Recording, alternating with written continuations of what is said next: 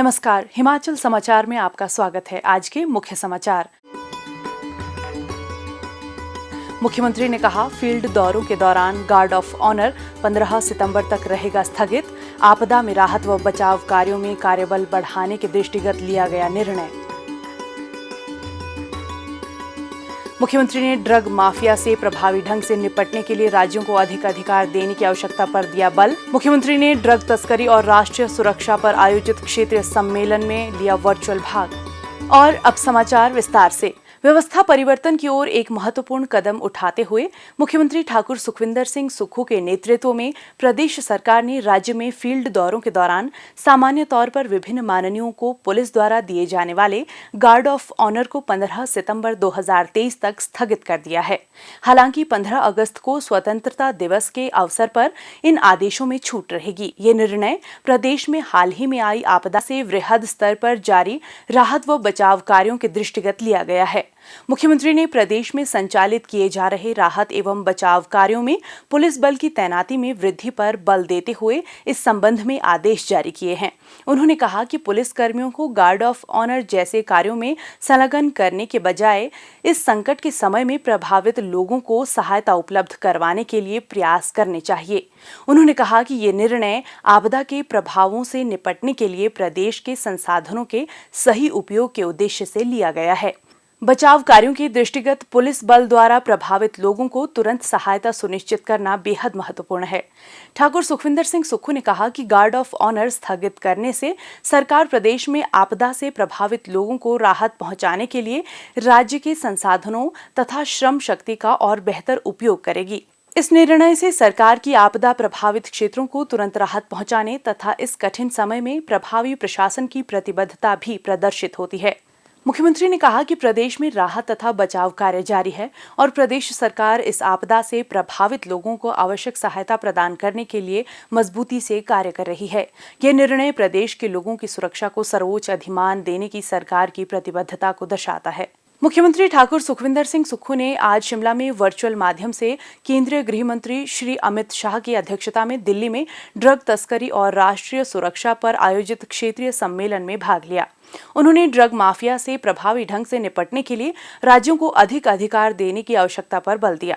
उन्होंने कहा कि इसके अतिरिक्त ड्रग माफिया पर प्रभावी ढंग से नकेल कसने के लिए एनडीपीएस अधिनियम में संशोधन की भी आवश्यकता है। मुख्यमंत्री ने नशीली दवाओं के तस्करों की संपत्ति जब्त करने के लिए एनडीपीएस अधिनियम में एक प्रावधान जोड़ने का आग्रह किया। उन्होंने ये भी उल्लेख किया कि हिमाचल प्रदेश से प्रवर्तन निदेशालय को नशीली दवाओं से संबंधित स्थानांतरित किए गए 10 मामलों में प्रगति धीमी रही है। ऐसे में उन्होंने जब्त करने की शक्तियां राज्यों को सौंपने को कहा।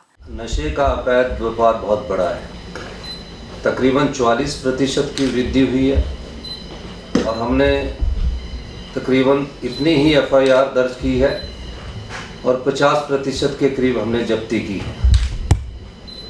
जब हमने देखा कि नशे का कारोबार बहुत अधिक बढ़ रहा है, इस संदर्भ में हमने माननीय गृह मंत्री जी को एक पत्र लिखा।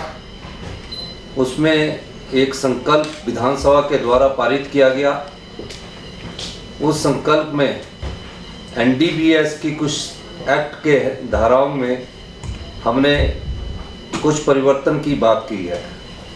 मैं आपके ध्यान में एनडीपीएस एक्ट की कुछ धाराओं को लाना चाहता हूं ताकि राज्यों को भी उस मामले में शक्ति मिले।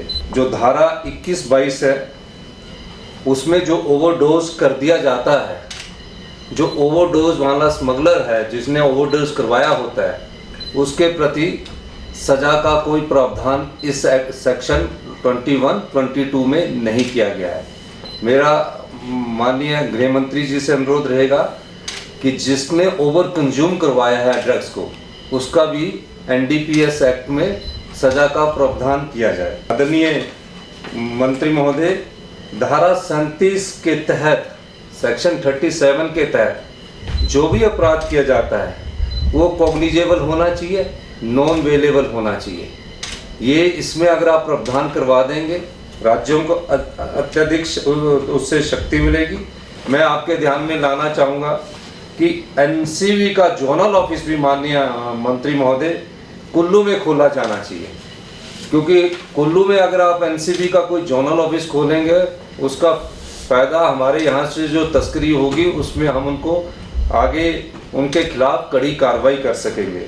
और जो फॉरेंसिक लेबोरेटरी है मॉडर्न, वो भी अगर आप हमें स्वीकृत करवा देते हैं और एक modern high tech central jail की स्वीकृति आप हमें दे देते हैं, और फास्ट ट्रैक कोर्ट जो कि आपने अभी बताया है, फास्ट ट्रैक कोर्ट में ट्रायल होना भी बहुत ज़रूरी है। नहीं तो हो क्या रहा है कि छोटी सी डोज दिखाकर वो छूट जाते हैं, जिसके कारण बहुत नुकसान होता है। हमने पिट एनडीपीसी को लागू कर दिया है। मेरा आपसे प्रार्थना रहेगी कि अगर आप हमारे जो संकल्प है जो विधानसभा ने पारित किया है, क्योंकि हिमाचल प्रदेश इससे छूता नहीं है, इसमें कोई दो राय नहीं है, और आपके सहयोग के बगैर हम आगे नहीं बढ़ सकते हैं, क्योंकि इन धाराओं में अगर आप परिवर्तन करते हैं तो निश्चित तौर पर सभी प्रदेश के राज्यों को इसमें काम करने का मौका मिलेगा। उन्होंने कहा कि नशीली दवाओं से संबंधित अपराध में सजा 5 वर्ष से बढ़ाकर आजीवन कारावास की जाए और नशीले पदार्थों की मात्रा की परवाह किए बिना इस अपराध को संज्ञेय और गैर जमानती बनाने के साथ साथ 5 लाख जुर्माने और संपत्ति जब्त करने का प्रावधान भी किया जाए। उन्होंने नशीली दवाओं के अत्यधिक सेवन से होने वाली मौतों को रोकने के महत्व पर बल दिया और इस संबंध में अधिनियम में आवश्यक बदलाव करने का भी आग्रह किया। उन्होंने नशीली दवाओं से संबंधित मामलों में तेजी लाने के लिए हिमाचल प्रदेश में एनडीपीएस अधिनियम के तहत फास्ट ट्रैक कोर्ट के महत्व पर बल दिया। उन्होंने राज्य में नशा मुक्ति केंद्रों के संचालन के लिए केंद्र सरकार से उदार वित्तीय सहायता का भी आग्रह किया। मुख्यमंत्री ठाकुर सुखविंदर सिंह सुक्खू ने कहा कि प्रदेश में नशीली दवाओं की बढ़ती समस्या को देखते हुए राज्य सरकार पूरी संवेदनशीलता के साथ इस समस्या पर अंकुश लगाने के लिए महत्वपूर्ण कदम उठा रही है। उन्होंने कहा कि हिमाचल देश के उन चुनिंदा राज्यों में शुमार है जो नशीली दवाओं की समस्या से प्रभावी ढंग से निपटने के लिए निवारक उपाय अपना रहा है और इस संबंध में एक सलाहकार बोर्ड का भी गठन किया गया है। हिमाचल समाचार देखने के लिए सब्सक्राइब करें यूट्यूब चैनल हिमाचल समाचार, फॉलो करें ट्विटर @DPRHP, लाइक करें Facebook page information and public relations department Himachal Pradesh, visit करें वेबसाइट www.himachalpr.gov.in। इस अंक में इतना ही, कल फिर होगी मुलाकात। दीजिए इजाजत, नमस्कार।